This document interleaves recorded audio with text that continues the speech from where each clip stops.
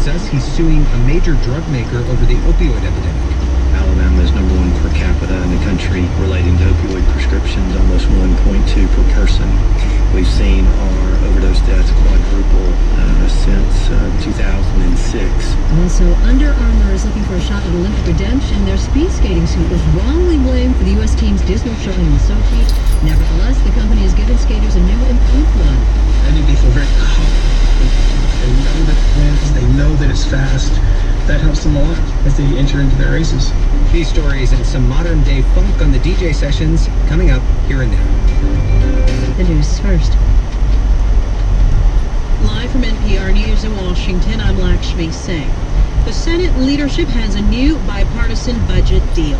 Majority Leader Mitch McConnell says this is a breakthrough for a Congress still dealing with the fallout of last month's partial government shutdown. The deal includes an increase in military and domestic spending levels for 2 years. I'm pleased to announce that our bipartisan bicameral negotiations on defense spending and other priorities have yielded a significant agreement.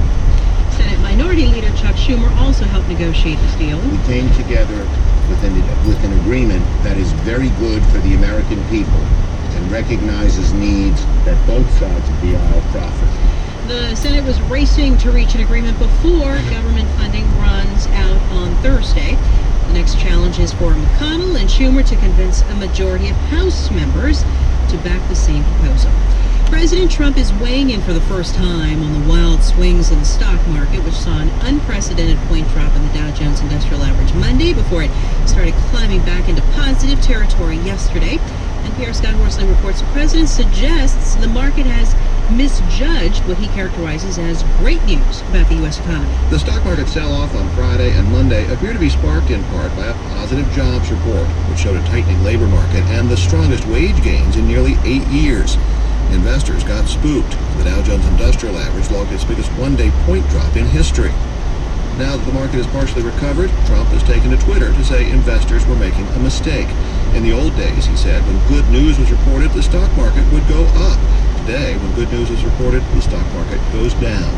In fact, the market often responds to positive jobs numbers in exactly this way, as investors worry rising wages will spark inflation, and the Fed will clamp down with higher interest rates. Scott Horsley, NPR News, Washington. For the first time in years, U.S. solar jobs are down. They fell by 4% in 2017. Grace Hood of Colorado Public Radio reports on the downturn in an industry that just the year before had celebrated record-setting expansion. Solar installations happened at a more moderate pace last year. That's according to the 2017 Solar Jobs Census. One concern was U.S. tariffs on imported panels. Ed Gilliland is with the Solar Foundation, which produced the report. He says President Donald Trump's decision to add new costs for the industry will have a lasting effect. And so it will very easily result in a decline in jobs in 2018 and into 2019. California saw the largest drop in jobs. States such as Minnesota and Colorado saw solar job gains. For NPR News, I'm Grace Hood. At last check on Wall Street, the Dow Jones Industrial Average was up 177 points at 25,090. This is NPR. Support for NPR comes from Fidelity Investments, taking a personalized approach to helping clients grow, preserve, and manage their wealth. Learn more at fidelity.com/wealth. Fidelity Brokerage Services, LLC. And Americans for the Arts at americansforthearts.org. Listening to WHYY at 104. It's raining in the Philadelphia area. There are some reports of fog in the area. The temperature is 34 degrees. Good afternoon. I'm Mary Cummins, Jordan, WHYY News. Philadelphia is in a large way closed for business tomorrow for the city's first Super Bowl parade. All museums, the zoo, and the city courts will be shut down, as well as city offices, schools, and some universities. There are changes in mass transit, too. SEPTA expects one-day passes for regional rail trains into Center City for tomorrow's Eagles Parade to sell out by midday today. They're already gone for most stations. SEPTA Surface Transportation Chief Mike Liberi says rail capacity is limited, but the Market, Frankford, and Broad Street subway lines run every 4 minutes and can move 1,000 people a minute. If you live in Doylestown, Lansdale, Warminster, Hatboro, and you can get yourself to Fern Rock Transportation Center, that's really gives you the best shot also running free of charge all day tomorrow. In other news, 26 people died from flu-related deaths in Pennsylvania last week, according to new data from the state health department.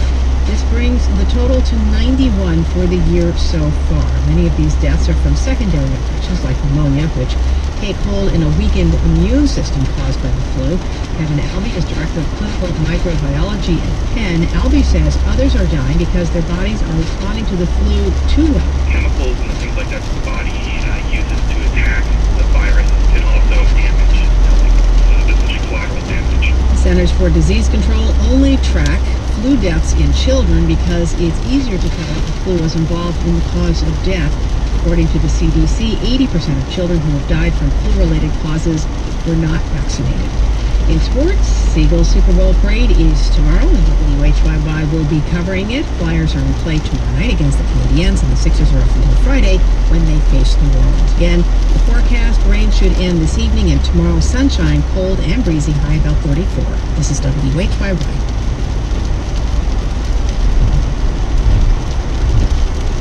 It's here and now. Alabama is taking a major drug maker to court over the opioid epidemic. Alabama Attorney General Steve Marshall alleges in a new lawsuit that Purdue Pharma, the maker of OxyContin, fueled a public health crisis with deceptive marketing practices. Attorney General Marshall joins us now from Montgomery. Attorney General, welcome. And what exactly is your case against the company? Well, I think it's a broad-based allegation, one of which is if you look at the most current data, Alabama is number one per capita in the country relating to opioid prescriptions, almost 1.2 per person.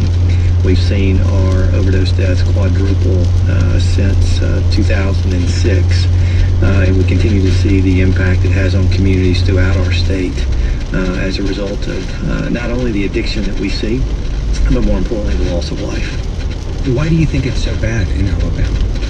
Well, I think it's a great question, and one that we've just spent the last 4 months as part of an opioid council that I was one of the co-chairs, where we really sort of tried to take a deep dive into Alabama and try to come up with answers as to how we got into the situation we're in, but more importantly, how it is that we're going to be able to continue to move forward. And I do think that there are still many unanswered questions. One of the things that we do know, and we heard quite frequently from physicians, are that what they deem to be the lies that they were told and trained in over the years, whether it be that there was no dosage too high of an opioid that could be given to a patient, or that even this concept of a pseudo-addiction, that if somebody appeared in an office demonstrating signs of addiction, that truly just meant that they needed more pain medication.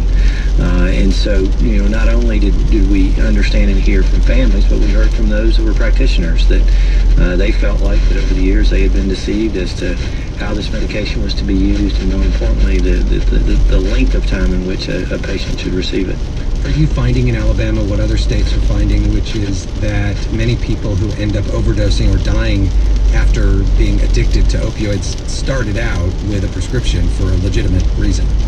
Yeah, and I think that's what the data is telling us, that roughly 80% of those who have an overdose from fentanyl or heroin abused an opioid before they began using those drugs. And so, we believe that there's a direct connection between that, and it's one reason why, we continue to see the rise of heroin, fentanyl, and carfentanil in our communities around the country, because that is really, if we look at the significant reason for the overdoses, those are the drugs that are causing it, but that there is a direct connection between an opioid and those particular illicit drugs. So why target Purdue in particular? Well, the largest manufacturer, and what we've seen, at least from our data, is that they supply a majority of the opioids in our state and have done so historically.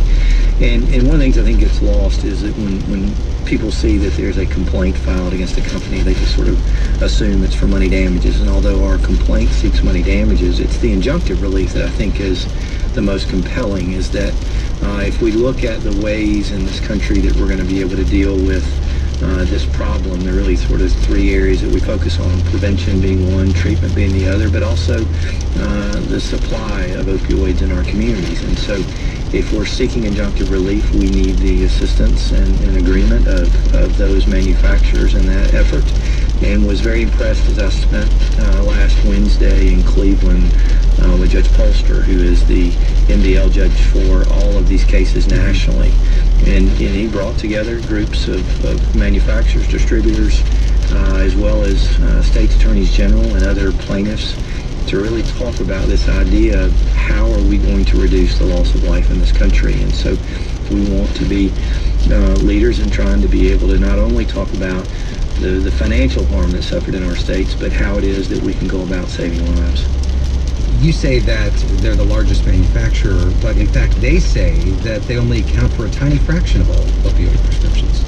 And I guess that's what litigation's about, and so we'll continue to have that discussion. There's no doubt that there are other manufacturers that are in this field, but when we look at OxyContin, when we look at MS Cotton, Dilaudid, those type of drugs, and the way that those drugs were marketed to physicians and others, I think that's going to be part of the discussion in these complaints, as well as many of the other complaints that have been filed. I think about other cases like this in the past. It almost seems like you're going up against one of the tobacco companies. To go up against a pharmaceutical company, how difficult is that? They've got, tons and tons of lawyers who will say that they didn't do anything wrong. They do. I mean, that's like any litigation that we see. But I've always believed, as somebody that's tried cases most of my professional career, that facts matter. I've heard that old saying that facts are stubborn things, and that regardless of the quality of your lawyer, nobody can change the facts. And I do think our complaint sets out a very compelling case for how we got into this situation, and then we will begin to be able to make our claims in court to the extent we have to litigate it, and believe very confidently that we can do that in a way that allows us to prevail. But my hope is that these cases bring people together to begin having that discussion of where we are going forward. And to the credit of manufacturers and distributors, I heard them say that they want to be a part of a solution. And so let's just simply hope that people can come together and come forward with not only a strategic plan about how we can deal with this nationally, but again, being able to allow that to be focused on how we save lives in this country. It's concerning when our average lifespan is reduced in the last 2 years, and this being the principal reason why. And we've got to be able to make a difference in this issue nationally. That's Steve Marshall, who is the Attorney General of the state of Alabama, which has filed a new lawsuit against Purdue Pharma. That's the maker of OxyContin. Thank you so much for joining us. Thank you very much for the invitation. And Purdue Pharma declined our request for an interview. In a statement, they said, "We vigorously deny these allegations and look forward to the opportunity to present our defense." Well, we want to look now at a coastal phenomenon in the Pacific Northwest. Extra high tides in winter, king tides, which push water right up to the edge of some homes and businesses. And climatologists say these tides will only get worse as sea levels rise. EarthFix reporter Eilish O'Neill visited vulnerable communities in Oregon and Washington State.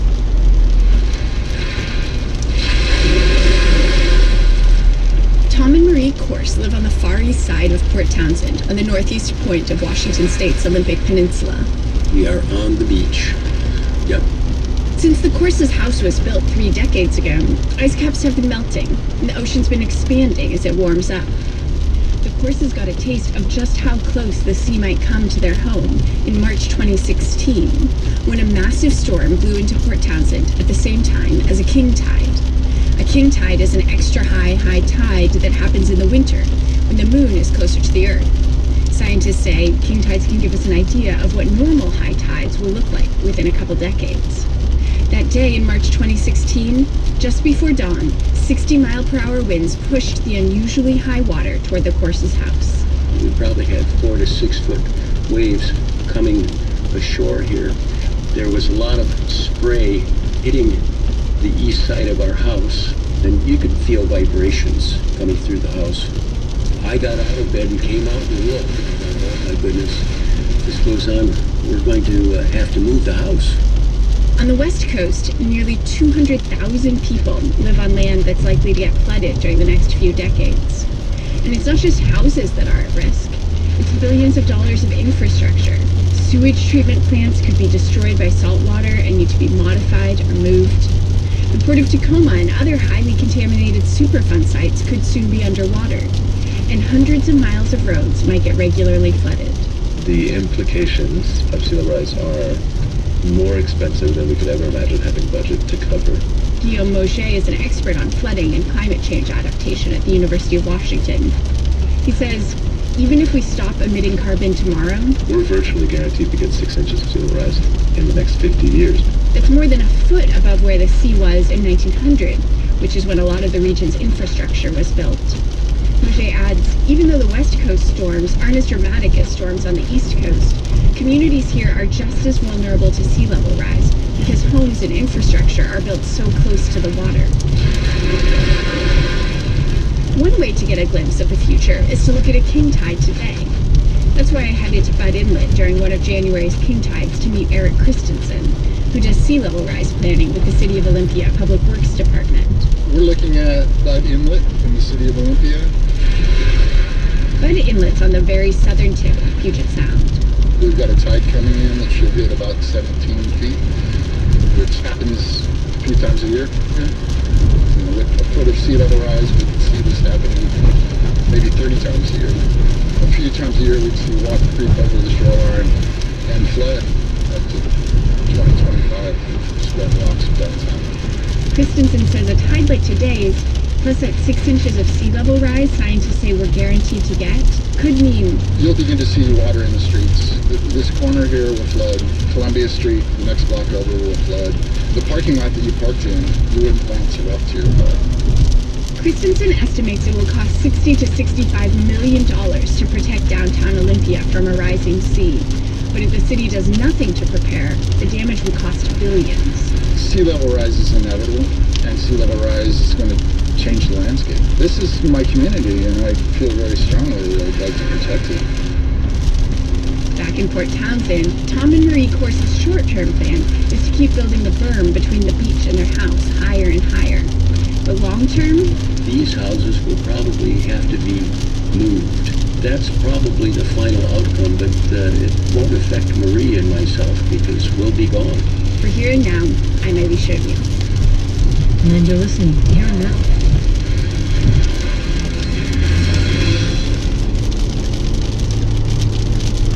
Some 800,000 Rohingya refugees fleeing persecution are crowded into makeshift camps in Bangladesh. One big challenge is basic sanitation. When you're looking at developing all the water sewage infrastructure from scratch in the mountains, without road access, without many materials, tricky. I'm Ari Shapiro, scrambling for infrastructure before monsoons hit this afternoon on All Things Considered from NPR News. Join us for All Things Considered from 4 to 6 today on WHYY. I'm Jack Lepiar. Senate leaders have reached a deal on a long-term budget to avoid a government shutdown tomorrow.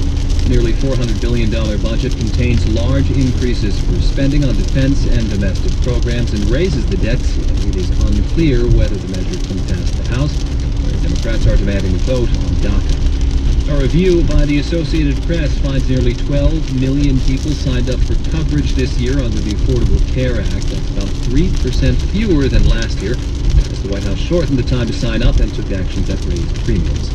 European Union says Serbia will have to make nice with Kosovo if it wants to join the bloc. EU officials say Serbia will have to formally recognize Kosovo, which declared independence in 2008, and the two also need to sign an agreement resolving any ongoing border disputes. You're listening to Here and Now. This is WHYY. It's 1:19. Casino mogul Steve Wynn has resigned from the company he founded, facing allegations of sexual misconduct. Jeremy Hobson will have the story in about 15 minutes on WHYY. Then, on a much lighter note, it's the DJ session. Jeremy will be joined today by DJ Travis Holcomb of KCRW.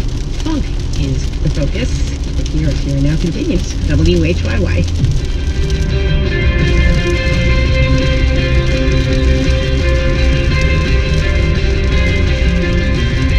Life is a quest to resolve humanity's eternal mysteries, and the answers are all around us in culture and creative expression for us to unravel, explore, enjoy. Articulate, where life meets art. Tomorrow night at 9:30 on WHYY TV. Moores Furniture supports WHYY. With showrooms in Chester Springs and Limerick, Moores has furniture for nearly every budget, offering a large selection of Lazy Boy recliners and the new Duo Tower reclining sofas, designed for comfort. Moores.com.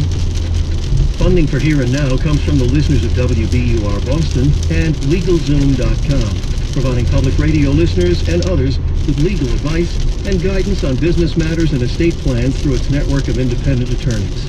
More information is available at LegalZoom.com/now.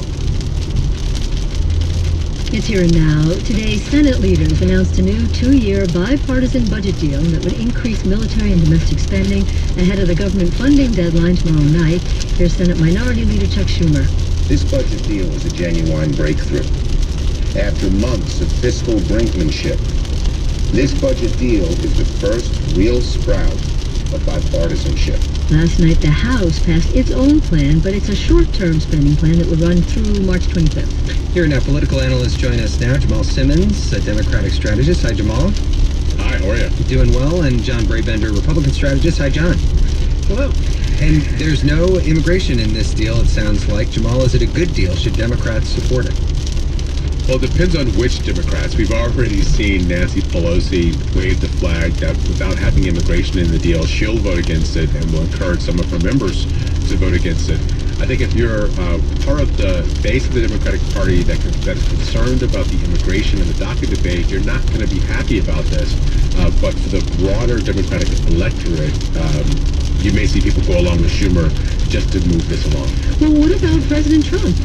Here he is yesterday. He also, just as Nancy Pelosi, wanted to vote on extending deportation protections for the DACA recipients to go along with this vote. Trump wants and he's linking inaction with bank violence and border security to a shutdown. If we don't get rid of these loopholes where killers are allowed to come into our country and continue to kill gang members, and we're just talking about MS-13. There are many gang members that we noted to mention. If we don't change it, let's have a shutdown. We'll do a shutdown, and it's worth it for our country. But John Brabender, we just heard that there were the sprouts of bipartisanship and that Mitch McConnell is joining with Schumer on a plan that doesn't have immigration reform. I'm sorry, I'm not familiar with that word bipartisanship. Could you define it? It's a sprout. I've heard that before. No, I mean, look, I think, first of all, the White House has signaled that because there's increased military spending, increased spending on opioids, that they are willing to move on this. I think Jamal's right in the sense that the ultimate battle on this is going to be in the House and not the Senate on two fronts. You're going to have Nancy Pelosi, who's been playing a little bit of a game of chicken on immigration and the Dreamers, and you're going to have some of the conservatives in the House on the Republican side concerned about how much spending is going to be in this. So there's still a ways to go. I would argue, though, that Schumer probably felt that the shutdown worked against them. The 3-day shutdown worked against the Democrats and felt some pressure to get something done. So I think this is both a good sign that there's some unity, but I also think it's politically driven in many cases. But John, we're talking about increasing spending both domestically and for the military in this deal. You know, Republicans just passed this tax cut plan, which also adds a ton of money to the debt. Is that concern just gone in the Republican Party at this point, do you think? Well, not in the House it won't be, and that's why I'm saying there's work to do on this, and that this will give pause to quite a few in the conservative side, the Republican Party, particularly fiscal conservatives, who say, this is not what I ran for, this is not what I signed up for. And so that's why I think whatever the Senate agreed to is unlikely to be the final passage. Yeah, in fact, let's listen to North Carolina Republican Mark Meadows, who's leader of the conservative House Freedom Caucus. He told CNN he, for this reason, opposes the deal. He does think it'll pass, but let's listen. I'm afraid that the numbers will get so high and the debt ceiling will get added, and it will be a Christmas tree of spending that a lot of votes will be bought. Well, so concerns there about spending, as you said, John. But Jamal, I just want to touch again on the concern of, what's going to happen to the DACA vote. It had been sort of leveraged for both sides for different reasons. It runs out March 5th. What's your sense of what's going to happen there? Is this just going to be something that they will do a standalone vote on? Well, McConnell has promised to move the DACA deal forward. The stumbling block here is Paul Ryan.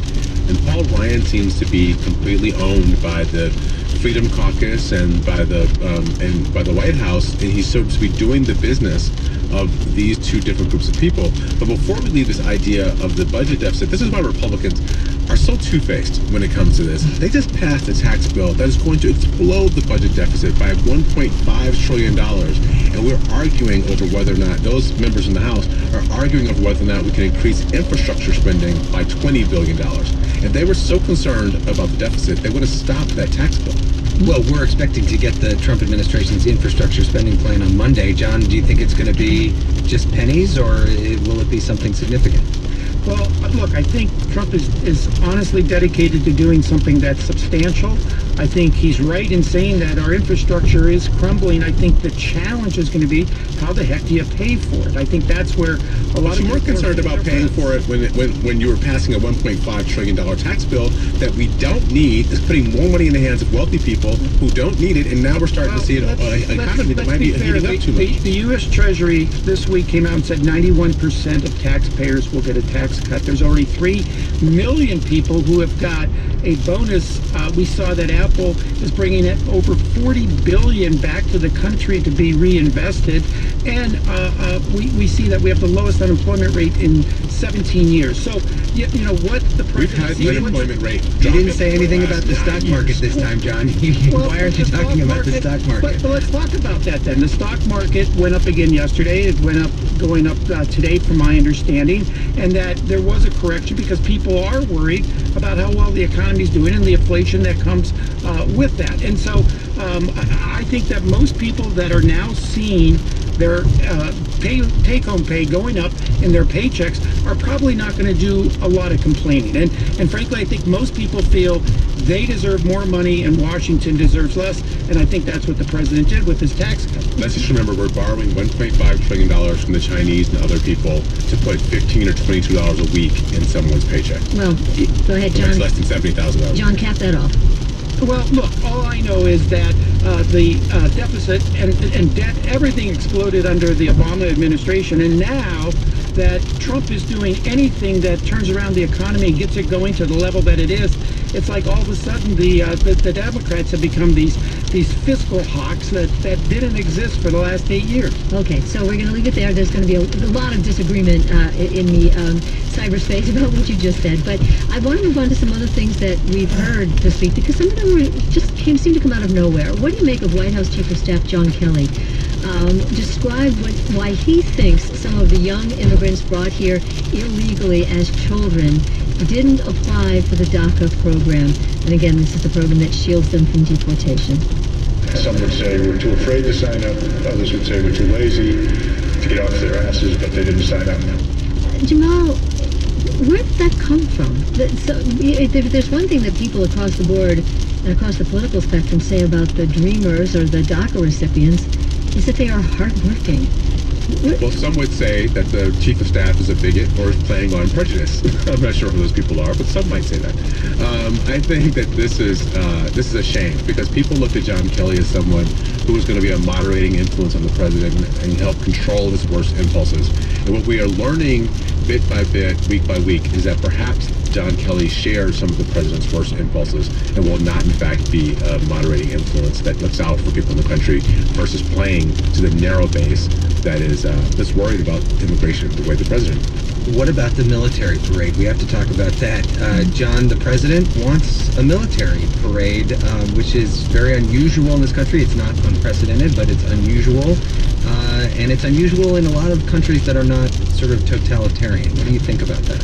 Well, I think it's got to be viewed under what context we're going to do it. I would agree that if this is a display of just might, then I don't think that's the purpose to do it. If this is to show a display of that we will never be bullied by anybody, that we are going to stand up all around the world when we see somebody being bullied, that we're going to honor our veterans, we're going to honor the people who serve this country, and it's going to show a unity around that idea, that's fine. But it does trouble me a little bit if this is certainly what we see in other countries from time to time, which is nothing more than just a show of might and heavy metal. This seems an awful lot more like the president is asking for the troops to honor him than it is for him to honor the troops. If he really wanted to honor the troops, the president would go to Iraq or Afghanistan, where I do not believe he has been yet, where he could go see those troops with their inaction and sacrificing for the country. John Barry, well, look, the vice president has certainly been all over this country. But the president of the United States has not been to a war zone to visit the troops. He's been president for over a year. We don't know what this is really at, so I mean, I think it's unfair of the president to try to imply something it may not be. John Braden, you mentioned Mike We know the president has not been to the war zone to visit the troops. That is a fact. Why can't the president go visit them? Is he afraid? Is he scared? I feel pretty confident that if you were to do a poll among the troops today, versus the troops 2 years ago, how they feel about this president and standing up for people who are in the military, I think this president will do quite well. We'll see. Joan Brabender, you mentioned the vice president. He's going to be attending Friday's Olympic opening ceremony with the father of Otto Warmbier, of course, the American college student who died after the treatment he received in North Korea. You've advised Pence, look, is this the place to politicize, the opening ceremony? I don't think he is. I think what he's doing is, if you looked at, for example, the North Koreans when they arrived, it was the biggest PR event that anybody has ever seen. Well, we expect that of North Korea. We do, and what the vice president is there to do is to remind people that while we're seeing sort of this charade on one hand, that every day, including this very moment, there's a clock ticking where they are moving closer to a nuclear bomb that